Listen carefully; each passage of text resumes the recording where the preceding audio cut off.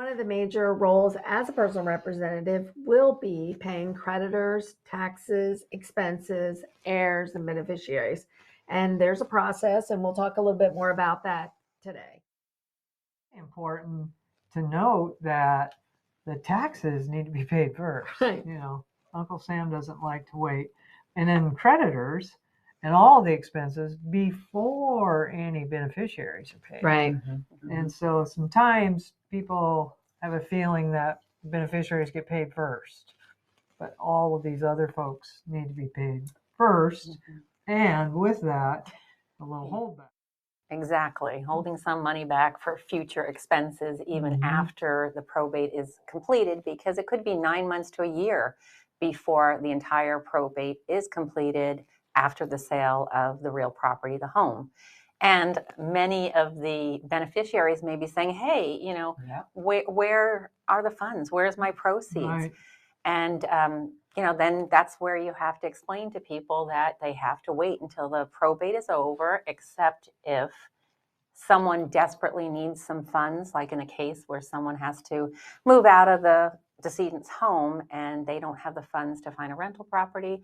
There have been times where the attorneys, the probate attorneys, have asked the probate courts to agree to confirm that $10,000 or so could be released to one of the beneficiaries early.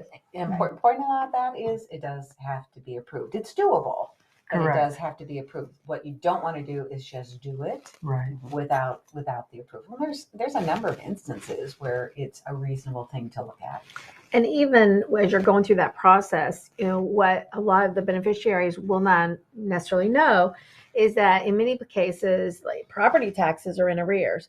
And so it can adjust. And so again, holding that back is usually one of the reasons that, especially when we've seen big swings up or down in real estate. And so it protects the estate because it's very hard to get money back to pay it. So, Very hard. right. So that is, again, one of the common things where you'll see. But if someone's asking, why am I not getting all the money getting dispersed? That's a very wise reason. Yeah, and that's a case where could be a year later that a tax bill will come in, a property tax bill, and you want to hold the funds back because it's very difficult to go back and ask everybody for the funds back that if you disperse everything. Yes. So I usually recommend holding back $20,000 until a year is passed so that you're covered. So you want your team helping you, certainly your attorney, and you'll want a good financial planner as well, because one of the things when real estate is involved, depending on when you sell the property, if it's within a 365-day period of the death, or after 365 days, there could be capital gains implications. And that's just, there are too many factors to say whether it will or won't. But it's another reason why you want to plan carefully on what's paid out, what's held back, to make sure that all of the financial obligations there's enough money to settle those. Getting your team in place early, because we had a gentleman, Bob, who we helped that, again, people are going through that grieving process, sometimes denial of not really wanting to deal with all of it. And as you get to that 1 year point, all of a sudden realizing there could be, his tax advisor said, you could have some capital gains implications. And they're like, okay, we want to sell this house quickly, but it wasn't insurable. It wasn't, there were things that had to happen. And so again, just realizing that you're going to want to have a team, be talking and not let it catch up to you. And all of a sudden be crammed with, making costly mistakes or not really realizing the impact. So that was, again, unexpected if you're not going through it, to realize that there is a time limit on that. So one of the other questions that's pretty common is, funeral expenses have to be paid, mortgage payments need to be made, and utilities, all those things that are important to protect the assets. The insurance, homeowners insurance. HOA, all those things, and things might not be set up yet to do that. Letters of administration may not be available yet. Bank accounts may not be completed. So we've had examples of that. What are some of the creative strategies there? Well, the executor or the administrator can, I would talk to your probate attorney, but can actually use their own funds to take care of maintaining the home in whatever fashion that might be, before they actually have the bank account set up. Correct.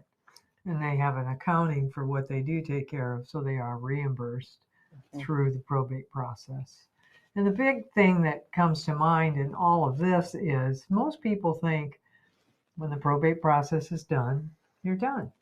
And what isn't realized oftentimes is there are payments that still have to be made that are still going through a process. So much like when you buy your own personal home, there's a supplemental tax that will come up the next year to bridge the gap between where you started paying your taxes at the rate of the previous owner to your current ownership. That's going to happen with the sale of this home as well. And that's one of the key things to hold money back for.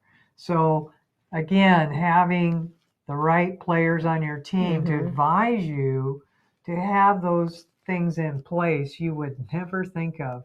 And that eliminates some of that surprise, negative surprise, so that you aren't saying, boy, I wish I would have known that before. I could have planned better this way. Another person on your team is a good insurance advisor, because a couple things come up. One is, since you are charged with protecting the property, you would need to check and see, but oftentimes the current insurance may not continue with the home's vacant for a period of time.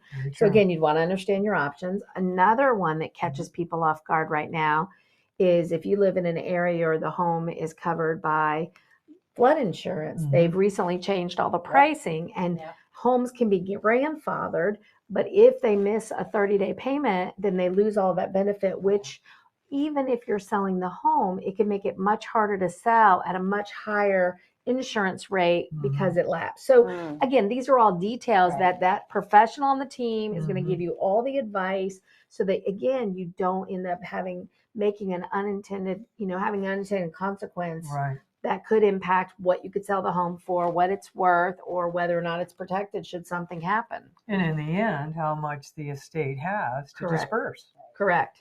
So having the players, as we've mentioned, and the guidance so that you can make good choices so that the estate is protected as you are the steward of its assets and it's dispersed wisely. That's the purpose of having this information up front.